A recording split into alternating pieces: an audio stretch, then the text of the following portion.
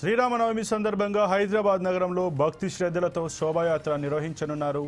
మంగళహట్ సీతారాం బాగ్ నుంచి ప్రారంభం కానున్న ఈ శోభాయాత్ర మధ్యాహ్నం 1 గంటకు ర్యాలీగా బయలుదేరనుంది. సీతారాం బాగ్ నుంచి ప్రారంభమై సుల్తాన్ బజార్లోని హనుమాన్ వ్యయంశాలకు శోభాయాత్ర చేరుకోనుంది. మొత్తం 3.8 కిలోమీటర్ల మేర శోభాయాత్ర కొనసాగనుంది. ఈ శోభాయాత్రలో వేలాది మంది భక్తులు పాల్గొనే అవకాశం ఉండడంతో నగర పోలీసులు భారీ భద్రతా ఏర్పాట్లు చేశారు. దాదాపు 20,000 మంది పోలీసులతో బందోబస్తు ఏర్పాటు చేశారు. శోభాయాత్ర మార్గమంతా అడుగడుగునా సీసీ కెమెరాల నిఘా కొనసాగనుంది. శోభాయాత్ర పర్యవేక్షణ కోసం జాయింట్ కంట్రోల్ రూమ్తో పాటు బంజారాహిల్స్లోని మెయిన్ కమాండ్ కంట్రోల్ సెంటర్ ద్వారా ప్రత్యేక ఏర్పాట్లు చేసినట్లు అధికారులు తెలిపారు.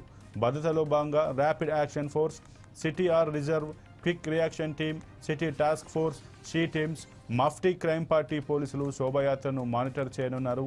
భక్తులు శాంతియుతంగా భక్తిభావంతో శోభాయాత్రలో పాల్గొనాలని అధికారులు కోరుతున్నారు.